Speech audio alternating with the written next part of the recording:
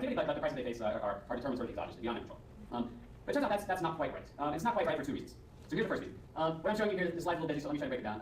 It's seasonal prices for the last 15 years at major markets across East Africa. So Rachel actually showed a very similar slide in Sierra Leone. So if you start in the upper left here, this is Kampala, this is the capital of Uganda. Again, these are maize prices, so the main sort of staple crop in East Africa. What's on the x-axis here is the month, and on the y-axis is the percent increase above the price in the lowest month. And the blue boxes give you when the main maize harvest season is in that year. So if you look at Kampala, what happens, so people, in that part of Uganda harvest around July, starting maybe a little bit earlier. And so you get this big harvest, and a lot of people sell a bunch of their maize all at once, sort of right after harvest. And we'll get to the reasons for that in a second. But what ends up happening is no surprise. We know this from Economics 1 or intuition. You get a lot of maize in the market, and the price falls, right? And so you see if you look at Kampala there, I don't know if I have a pointer. You guys can see it, I think. Okay. So right after the blue box, prices go down to sort of the zero line, right? And then they start sort of climbing throughout the rest of the year. Kampala's maybe a weird example. There are two harvests, but if you look over the part of Kenya where we're working, so Eldoret, which is about 2 hours east of us. Nice. Eldoret was about 2 hours east of us. So again, you get the harvest here a little bit later, in about August, September. Prices tank, right? Harvest and then climb throughout the year. So in these major markets, and you see it in sort of all the markets for which we have price data, you get this large, regular seasonal increase in prices. Prices are lower after harvest, and about 20 to 30 to 50% higher about 6 to 9 months later. Okay. So again, these are the major markets, right? These are markets that are trading with the outside world, that have a big catchment area, that bring in production from lots of area, and we're seeing these regular, very large seasonal price fluctuations in these large markets. Okay. In the rural area where we're going to be looking, so our study site is going to be in and around Bungoma, Kenya, where we're going to come to space. Our long-term price data aren't as good here. We don't have them going back as many years, but as best we can tell, the average seasonal increase in this area is about 100% over 6 to 9 months. So prices double essentially over 6 to 9 months, and then the harvest happens again and they crash, right? Happens every single year. Okay, so that's fact one. Fact two is so you have this large and regular seasonal price fluctuation. Fact two is that farmers have a fairly simple technology to move these crops around in time, right? And this is called storage, right? We all know about this. The technology in this case is very simple. What farmers are doing is taking these bags you see here, and they're essentially stuffing their maize after they dried it into these bags and putting it in a room. This room is typically in their house, so it's not like they have to build a big store or anything. So it's a fairly cheap, simple technology, right? And at least in the area where we're working, there don't seem to be large post-harvest losses. So you hear about this a lot. Farmers put their grain in storage, and pests eat through half of it or something. We did a lot of pilot data to try to understand whether that was the case here. It seems that on average, farmers they store a bag for 6 to 9 months. They only lose about a couple percent, 2 to 3 to 5% of their maize. So not much loss. So large seasonal price fluctuations and an ability to store maize, so to move the stuff around in time, so to decide when you want to consume it and decide when you want to sell. So put these two things together, and I'm no expert in finance, but you might think that the optimal strategy here would be to buy the stuff at low prices and sell it at high prices, right? To arbitrage this. Okay, so what do we see? You can see where this is going.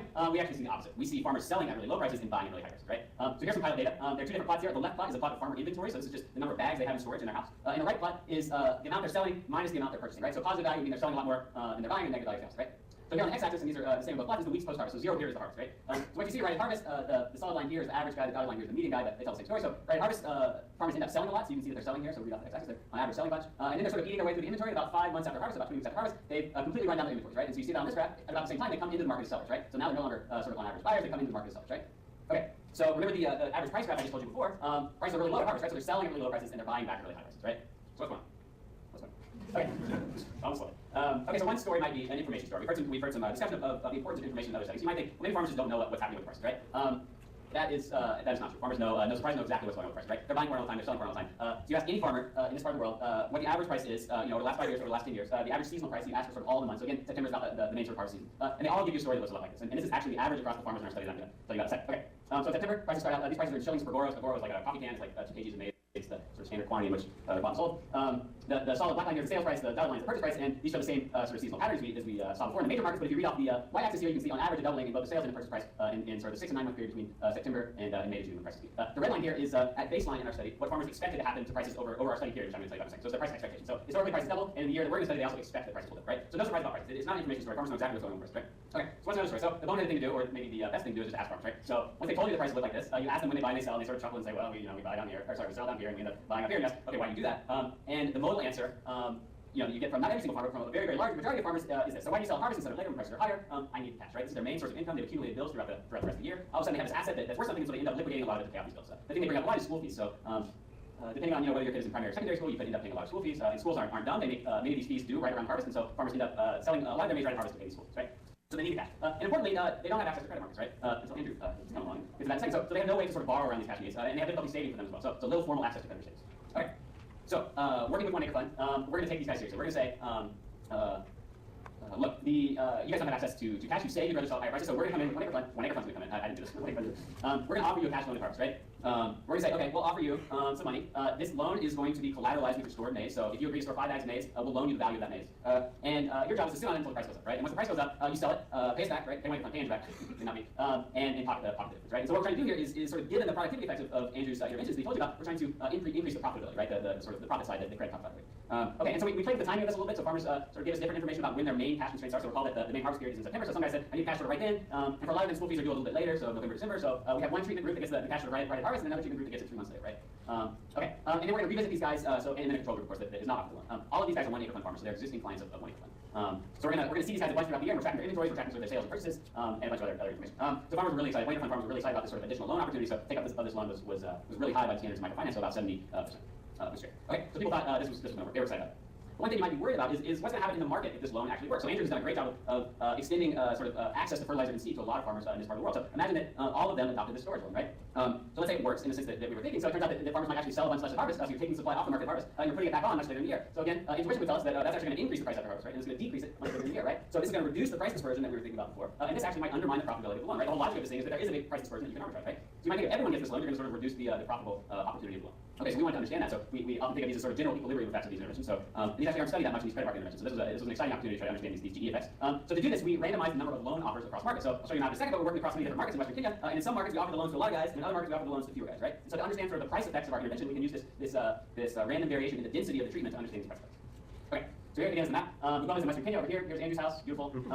And the red dots here are the different markets. We're able to follow prices at about 50 different markets. The blue guys are guys who got the loan, and the orange guys are control guys.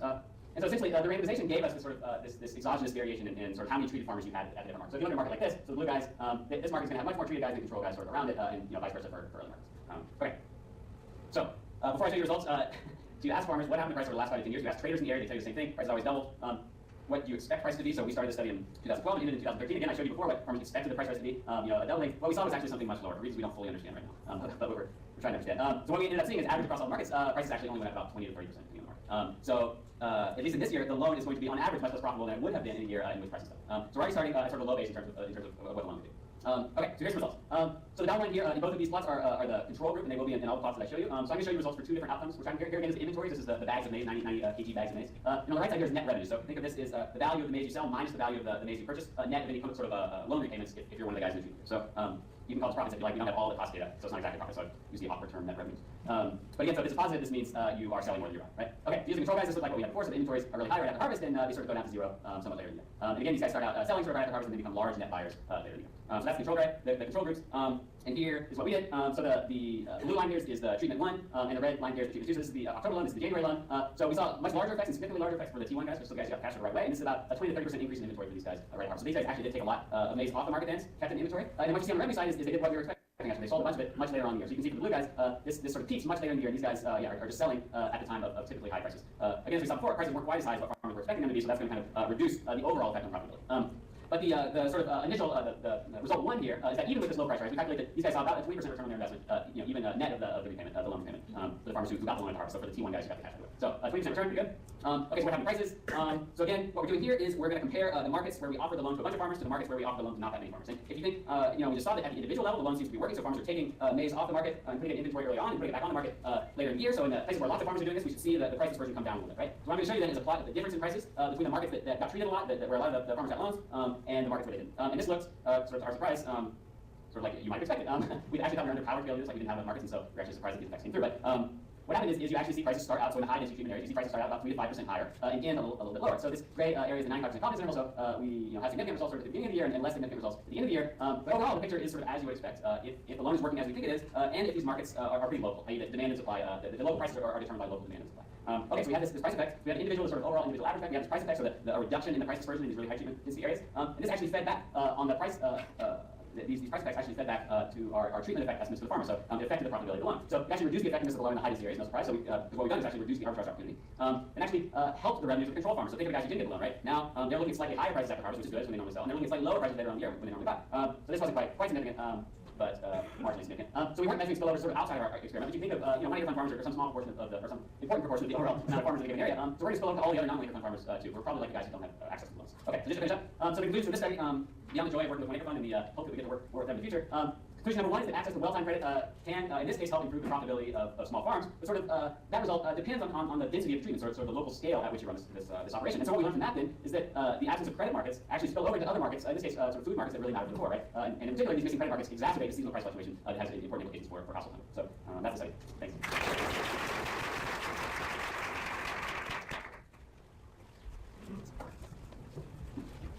Great, thank you, Marshall and Andrew. We're now going to hear from Marcel Farchon, who recently joined us out here on the West Coast. He's a professor at Stanford University and is the latest member of CETA. We're really pleased to have him here, and he's going to talk further about information. So what I'd like to do today is share with you, is share with you some of the findings from work I've done over the years on agricultural markets and the issue of price information. This is not SIGA work, but I thought that would be kind of counts what you just described. So this is basically all papers I'm going to be building a story from. The work that I'm implementing here started with a study of the farmers I did in Brazil, in Uganda. It's a study of growers, robusta coffee, small growers. And that led us to do a RCT, a randomized control trial of price information with Indian farmers in Maharashtra. There's a coffee too were there, so we have done some survey work in India on the commercial small commercial farmers. And then also we talked in the end about the study of produce prices in India, which complements the results from Maharashtra. So the first study about Uganda is about trying to understand why some farmers sell at the farm gate, so really, just outside their farm, instead of taking their robusta coffee to a nearby market, which typically means getting on a local bus with a few buckets of robusta coffee beans to go and sell it there. And so what we, my glasses, so this is small. So, now,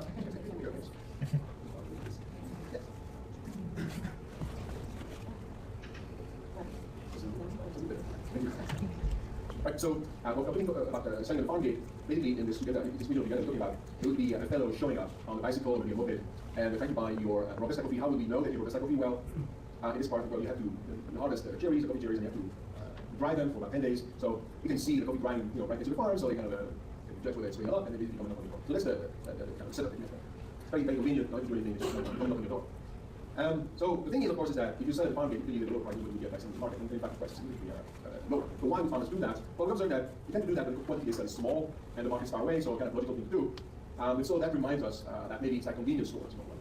People go to a convenience store, which is right next to their house, but they pay more, right? But they actually travel less far. So people maybe it's basically people pay for convenience. Now when you think about it, well, why could people be most willing to pay for convenience? So we kind of pursued this idea a little further, and we found that all the things being equal, wealthier farmers actually be the ones most willing to pay for convenience. So they be much more likely to sell the farm gate and the farmers, if the quantity they're selling is equally small. The point, of course, is that all the farmers have more land and more output, and therefore they end up going to the market more. So basically, the conclusion from that was that the small farmers, poor farmers, the small quantities to sell were not going to the market because they couldn't afford transportation costs. It's basically the exact story.